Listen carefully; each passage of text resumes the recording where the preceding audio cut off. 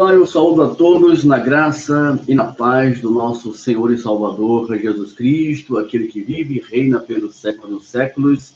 Está começando, está dando início aqui o programa Escatologia Plena Live, nosso programa que está retornando às suas atividades.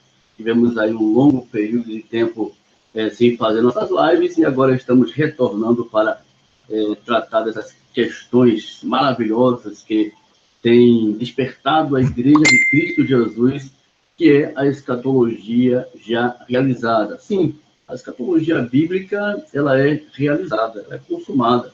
E temos mostrado isso de uma forma bem concisa a cada vídeo que estamos disponibilizando aqui em nosso canal. Cada dia estamos vendo novos inscritos e louvamos a Deus por tudo aquilo que Ele está fazendo, realizando em louvor da sua glória. Desde já, eu convido você para que possa compartilhar o link da nossa transmissão, da nossa live, para todos que estão agora aí sintonizados com você, que você tem contato em grupos de WhatsApp, Facebook, enfim, onde quer que esteja amigos teus, é importante que eles estejam agora acessados conosco aqui na nossa live desta noite. O tema dessa noite é o seguinte, muito importante, Aion, Cosmos e Oikumene, entendendo os termos escatológicos para a palavra mundo no grego.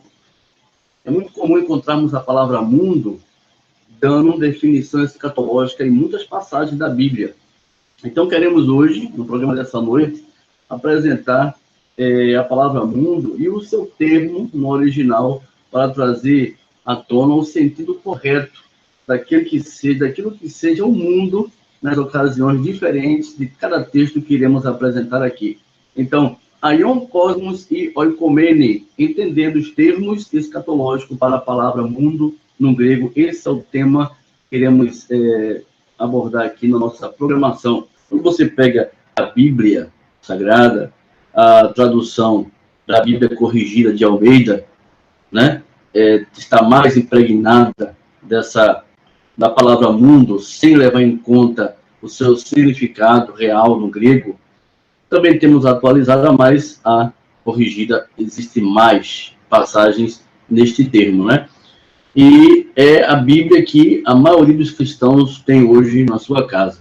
Quando você abre a Bíblia aqui, faz a exposição, quando você faz a leitura da passagem bíblica de Mateus 24, que acabamos de falar agora aqui, meu querido Omar da Silva apresentou aqui 3 versículos dentro do mesmo capítulo, onde temos a palavra mundo, mas com os termos totalmente diferentes.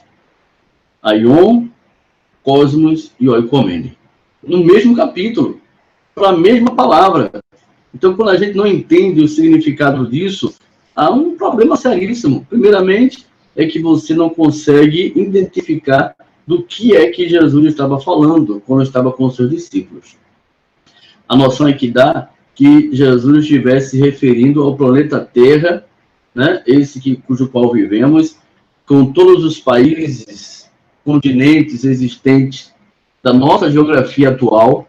Esse é um problema, né, porque dá a entender que, quando falamos que Jesus já veio em 70, que o Senhor estabeleceu o seu reino, dá a sensação que seja uma heresia, porque se o Senhor falou que o mundo estava em evidência de uma catástrofe para ser manifesto a seu retorno, como é que eu posso entender que Jesus tenha vindo se a Terra continua do jeito que está?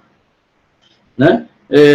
Mateus capítulo 24, 3, ele diz, e estando assentado no Monte das Oliveiras, chegando-se a ele, os seus discípulos, em particular, perguntaram, dize-nos, quando serão estas coisas e que sinal haverá da tua vinda e do fim do mundo? O Senhor estava falando da destruição do templo, os versos antecedentes falam disso, e os discípulos entendendo, né, de que a destruição do templo estava se referindo à ordem mundial pela qual eles estavam vivendo, né? Então, se o templo fosse destruído, aquela ordem deixaria de existir. Então, a característica espiritual do povo de Israel se voltava para a lei. O Senhor se fazia presente por meio do templo. O templo seria destruído. Que sinal haverá da tua vinda e do fim do mundo? Consumação do século. A palavra mundo aí é aion no grego, que quer dizer tempo ou período de tempo marcado por sua característica moral e espiritual. Então, a destruição do templo levaria ao fim essa ordem espiritual existencial por conta de uma aliança existente, que era a lei de Moisés. Deixaria de existir. Então, essa aliança cessaria. Era disso que o discípulo estava querendo saber. Não era o fim do planeta Terra, nos termos geográficos hoje que temos o entendimento. Não, totalmente diferente. Você tem que olhar na ótica dos discípulos naquela época, num tempo em que a América do Norte, a América do Sul ainda não tinham sido colonizadas.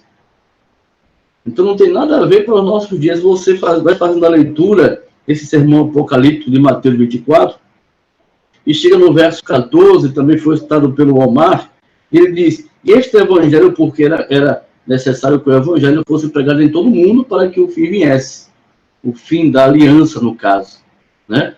Não era o fim do planeta Terra, o fim do globo terrestre, a destruição com tsunamis, com enchentes, com vulcões, com miséria, com guerra, a terceira guerra mundial, bombas atômicas, a nova ordem mundial levando as pessoas a aderirem a ensinamentos, contar a palavra de Deus. Não tem nada a ver essas coisas. Não era disso que os discípulos estavam falando. Jesus estava respondendo aos discípulos algo que, para eles, seria uma evidência. Eles presenciariam os sinais. Era um tempo em que os sinais seriam manifestos a eles. Então, o mundo não tem nada a ver com a forma geográfica que se apresenta hoje.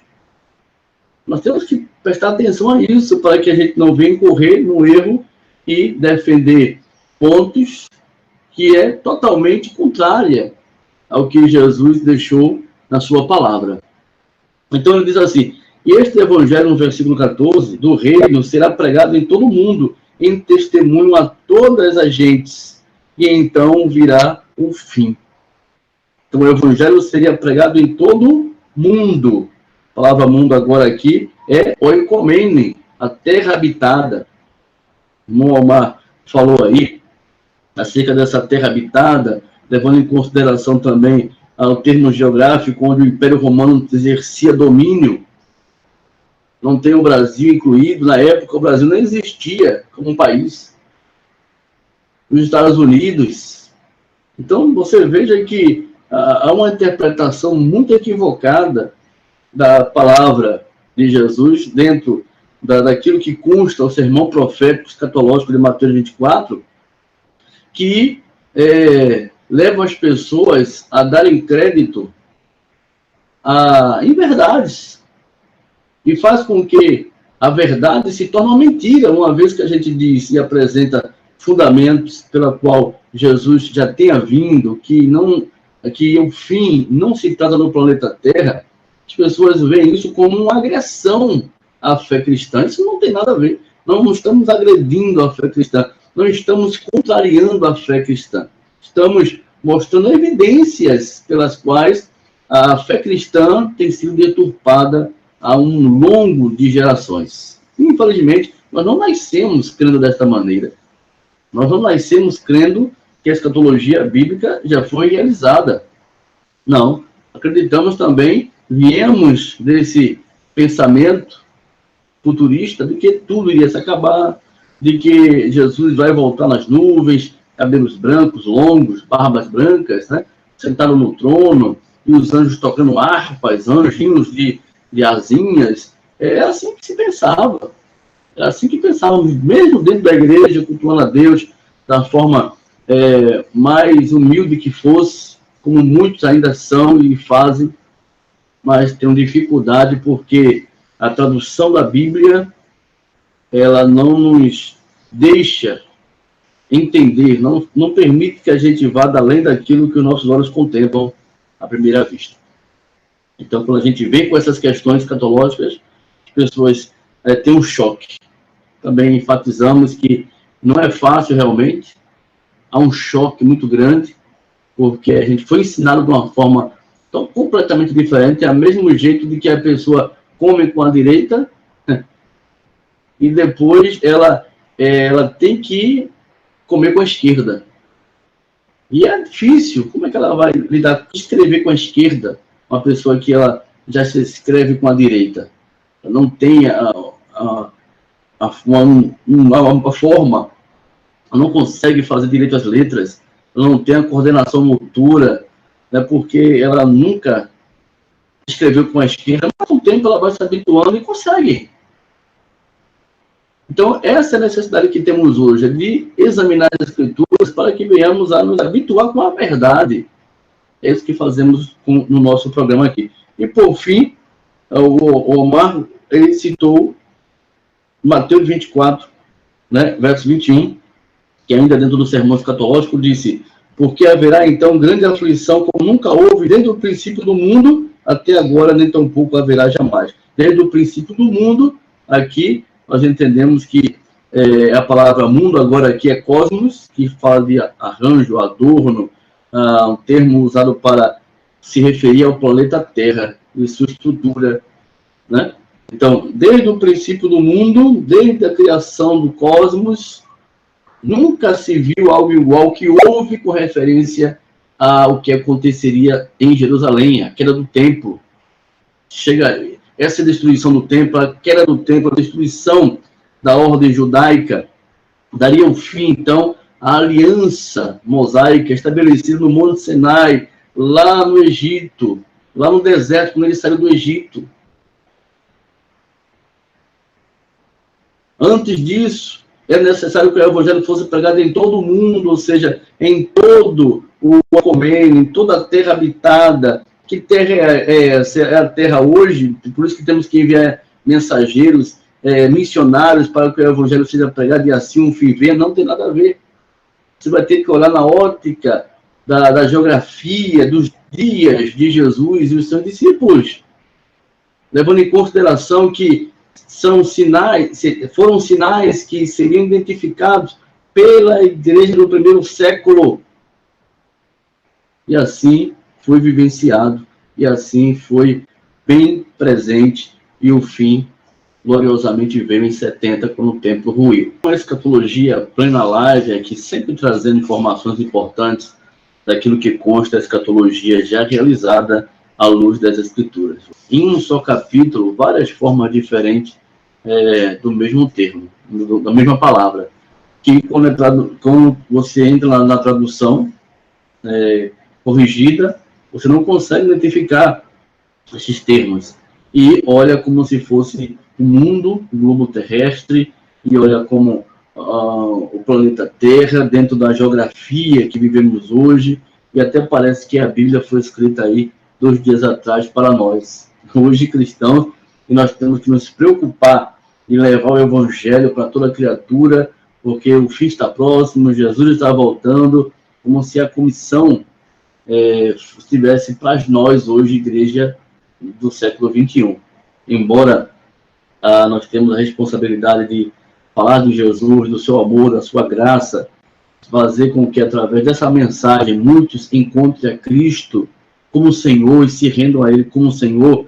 Isso não quer dizer que esteja relacionado à comissão que o Senhor Jesus deixou para os seus discípulos de levar o seu evangelho a toda criatura e o fim viesse, porque o fim que estava relacionado a essa comissão já aconteceu, que foi justamente uma queda de Jerusalém em 70, onde a velha ordem mundial cessou de existir para uma nova aliança, onde a justiça, o reino de Deus é presente. O reino de justiça foi chegado. E nós, como Igreja de Jesus, tomamos posse de todas as suas bênçãos e herança para todo o sempre. Então, somos uma igreja vitoriosa.